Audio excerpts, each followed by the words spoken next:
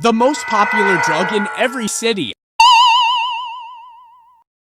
Today we're flying across the oceans, going city by city, uncovering the most used drugs in 5 urban centers you wouldn't expect at all. So grab your popcorn. Today you'll find out about which drug dominates each city. First stop, Antwerp in Belgium. Now when you think Belgium, you probably picture chocolate, waffles, and quiet cobblestone streets, right? Yeah, that's the surface, but under all that, this city is literally swimming in cocaine. I'm not even joking. Scientists literally test the wastewater here, and Antwerp keeps topping every European chart. People are flushing more powder down the drain than most cities even see in a nightclub. The wild part, nobody really talks about it because Antwerp looks perfect. Clean streets, beautiful buildings, everything screams Pinterest ready. But behind those views is a full-on cartel playground. How, you might ask? The port, it's huge. Millions of shipping containers move through every year, and traffickers love hiding in plain sight. When everything's moving, nobody notices one extra crate. Cops seize literal tons every month, and experts say for every ton caught, several still slip through. Alright, let's hop back in the plane, we're off to the next city.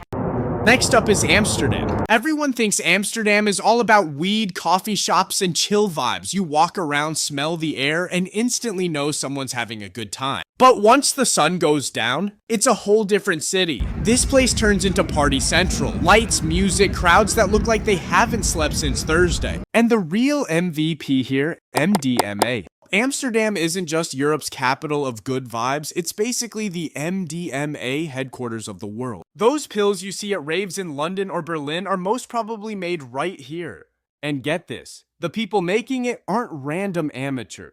We're talking real deal chemists working in labs hidden deep in the Dutch countryside. It's literally like Breaking Bad, but everyone's on bikes and the soundtrack's techno. Authorities say this underground MDMA industry brings in billions with a B. So while tourists are taking selfies by the canal, somewhere out there a lab in the farmlands is bubbling away like a neon science fair. Alright, pack your bags, next flight's across the planet. Welcome to Sydney. You're probably picturing beaches, sunshine, and people saying, "No worries, right?" in their Australian accent. Yeah, not exactly. Because Sydney's drug scene is like 2 totally different worlds fighting for the same spotlight. On one side, the fancy rooftop crowd, designer clothes, champagne, and cocaine so expensive it could pay your rent. On the other side, meth, or as Australians call it, ice. Let's start with the glam side. Sydney actually ranks at the top for cocaine use in all of Australia. We're talking tons of it every year. You don't flash cash, you just casually disappear to the washroom every 20 minutes. But outside the city is a whole different story. In the suburbs, the cheap hard stuff takes over. Meth here isn't just about partying, it's survival mode. People juggling 2 jobs, barely sleeping, just trying to get through another day. So you've got 2 Sydneys, one chasing the high life, one just trying to stay alive. High cost of living, easy import routes, and everyone looking for either confidence or escape. Sydney looks perfect on the outside, but deep down, it's fighting 2 addictions at once. Alright, moving on, next stop's way colder. Welcome to Vancouver, Canada. Land of mountains, ocean views, and the chillest vibe on earth. Until you hear what's really going on. Because Vancouver's not dealing with party drugs or festival highs, it's battling something way darker called fentanyl. This tiny synthetic opioid is so strong that one little sprinkle too much and it can end everything. And it's everywhere. In recent data, around 3/4 of opioid deaths in Canada involve fentanyl.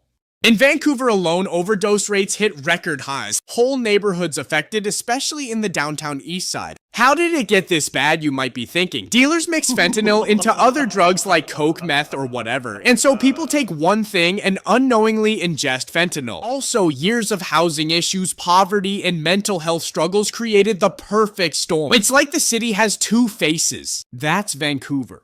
A literal paradise and tragedy in the same skyline.